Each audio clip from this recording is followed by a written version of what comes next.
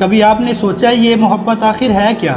وہی محبت جو ہیر رانجھا کی داستانوں میں ملتی ہے، وہی جو سسی پنو اور شری فرہاد کے قصے میں دکھائی دیتی ہے، جس کے لیے لوگ اپنی جانیں تک قربان کر دیتے ہیں۔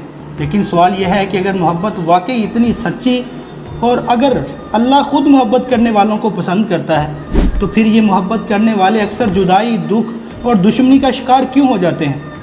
کیا اللہ محبت کرنے والوں کا دشمن ہو سکتا ہے؟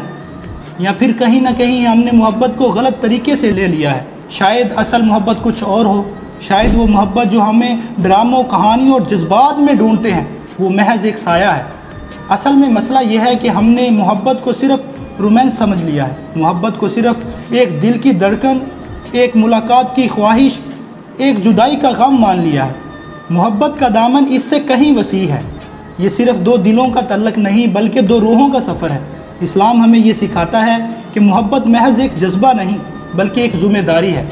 قربانی کے بغیر محبت ادھوری ہے۔ قرآن کہتا ہے لن تنالوا البر حتی تنفقوا مما تحبون، یعنی تم نیکی کو نہیں پا سکتے جب تک اپنی محبوب چیز اللہ کی راہ میں قربان نہ کر دو۔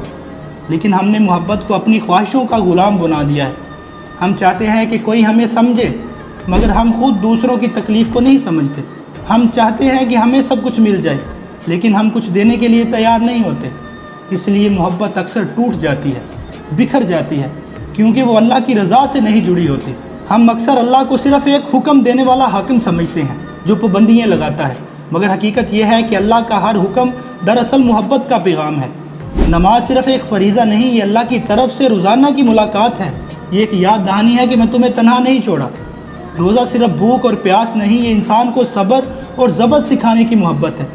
زکوٰۃ بوجھ نہیں، یہ انسانیت کو جوڑنے کی محبت ہے۔ سوچو وہ رب جو ہر لمحہ ہماری سانسوں کو گنتا ہے، جب وہ کہتا ہے کہ میری طرف آؤ تو یہ صرف حکم نہیں ہوتا، یہ ایک عاشق کی صدا ہوتی ہے اپنے محبوب کے لیے۔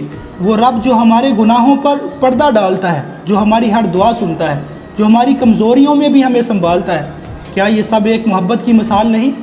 اصل میں اللہ وہ ہستی ہے جس کی محبت ہر محبت سے بڑھ کر ہے۔ ہم دوسروں کے لیے جان دیتے ہیں مگر اللہ ہمیں قوانین دیتا ہے تاکہ ہماری جان سنور جائے۔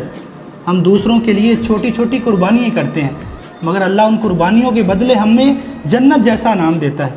یہی راز ہے، جب ہم اللہ کی محبت کو سب محبتوں پر مقدم رکھتے ہیں تب ہماری محبت طاقت نہیں رہتی بلکہ سپریم پاور بن جاتی ہے۔ ایسی محبت جو بربادی نہیں بلکہ سکون دیتی ہے، ایسی محبت جو انسان کو بلند کرتی ہے، قوم کو جوڑتی ہے اور آخرت کو روشن کرتی ہے۔